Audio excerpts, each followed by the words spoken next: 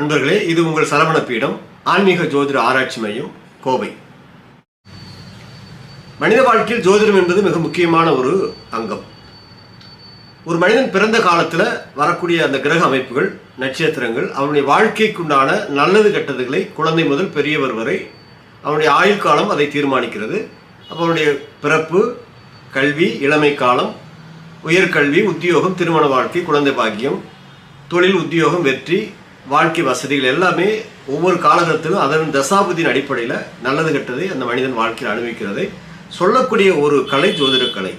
அப்போ இந்த ஜோதிடக்கலையானது அவர் பிறந்த கால அடிப்படையில் எப்படி இருக்கோ, அந்த கிரகங்கள் அமைப்பு எப்படி இருக்கோ, அதை வைத்தான் வாழ்க்கையினுடைய பயணம். அப்படிங்கிறனால இதுக்கு ஒரு வழிகாட்டுதல் தான் ஜோதிடம்.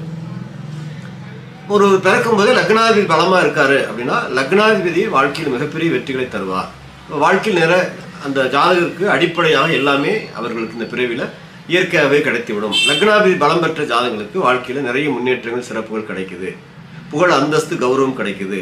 லக்னாதிபதி சிறப்பாக இல்லாத ஜாதகங்களுக்கு லக்னாதிபதி மறைந்தோ இல்லை 3, 6, 8, 12 மறைவு ஸ்தானங்கள் இல்லாமல் பகை வீட்டில் இருந்தோ இவ்வளோ இருக்கும்போது அந்த லக்னாதிபதி பலம் கெடும்போது அந்த வாழ்க்கை ஒவ்வொரு விஷயத்துக்கும் அந்த ஜாதகர் போராடித்தான் வாழ்க்கையை வெற்றி அடையக்கூடிய நிலை ஏற்படுது. ஸோ இதை சரி செய்து இதற்கான வழிமுறைகளை ஃபாலோ செய்து ஒரு வாழ்க்கையுடைய வெற்றியில் அடைவது ஜோதிடக்கலை. அப்போ அதற்கான வழிமுறைகள், வழிபாடுகளை தொடர்ந்து செய்யும்போது அந்த கிரகத்துக்கான பலம் கூடும்போது அதன் ஆற்றல் கிரகிக்கும் போது அதன் பலம் அந்த ஜாதகருக்கு கிடைக்குது.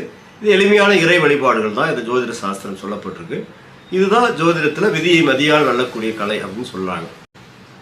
ஸோ இதை பயன்படுத்தி நீங்களும் உங்கள் வாழ்க்கையில் நிறைய வெற்றிகள் அடையலாம். உங்களுடைய தொழில், திருமண வாழ்க்கை, உங்களுடைய கல்வி, உங்கள் குழந்தைக்கான கேள்விகள் எதாக இருந்தாலும் நீங்கள் கேட்கலாம்.